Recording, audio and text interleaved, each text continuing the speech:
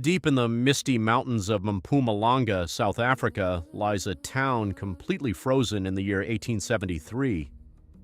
To walk its empty gravel streets is to step into a ghost story written in rust and wood. This is Pilgrim's Rest.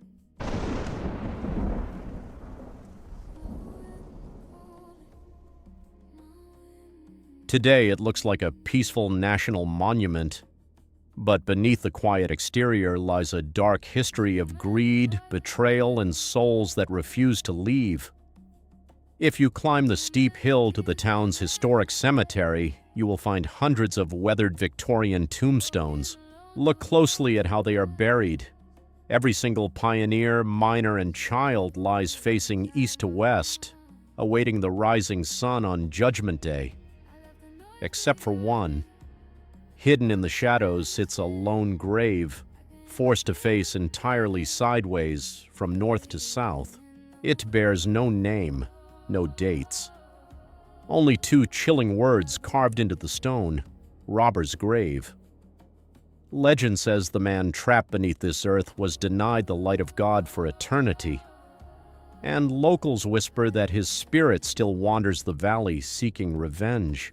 To understand the curse, we must go back to the 1870s, during the height of the South African gold rush. Thousands of desperate fortune hunters flooded this valley, panning the rivers, blinded by gold fever. In a camp ruled by greed, the ultimate sin was stealing another man's claim. Enter a man remembered only as Walter. One night, under the cover of a brutal thunderstorm, Walter committed the unthinkable. He broke into a fellow miner's tent and stole a massive stash of hard-earned gold. But his greed made him careless. He was caught red-handed. In the 1870s, there were no police out here. There was only frontier justice. An angry mob of miners dragged Walter into the night. Defiant to the end, he was executed on the spot. But the miners wanted to punish him even after death.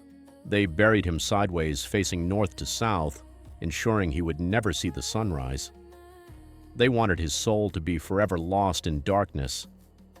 Ever since that night, tourists visiting the grave report sudden drops in temperature and the distinct, terrifying feeling of being watched. But the curse of the robber's grave is not the only shadow hanging over Pilgrim's Rest. If you leave the cemetery and head toward the edge of town, you will encounter Allenglade House. Built in 1915 for the wealthy mine manager, this grand Edwardian mansion was once a symbol of luxury.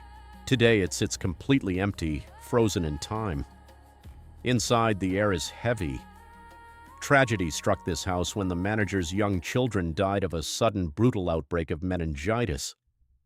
It is said their spirits never left the rooms they grew up in. Visitors and museum staff refuse to enter the mansion alone after sunset. They report the sudden, overwhelming smell of fresh breakfast cooking in a completely cold, dead kitchen. Heavy wardrobes burst open by themselves, and the sound of children's laughter echoes through empty corridors. The most chilling sighting is that of a young girl in a Victorian dress. Security guards have spotted her walking through the dark gardens at twilight, silently pushing an antique doll's pram. When they approach to help her, she vanishes into thin air.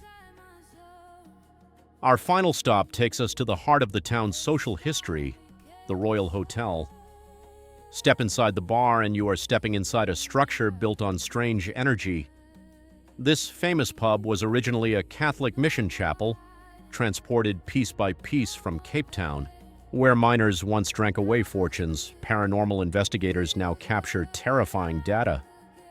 Patrons sitting alone regularly feel sudden, icy cold spots. Heavy, rhythmic footsteps of heavy leather boots are heard pacing on the wooden floorboards upstairs, when the upper floor is completely empty. Was it the intense greed of the gold rush or the sudden, violent deaths of the frontier that trapped these souls?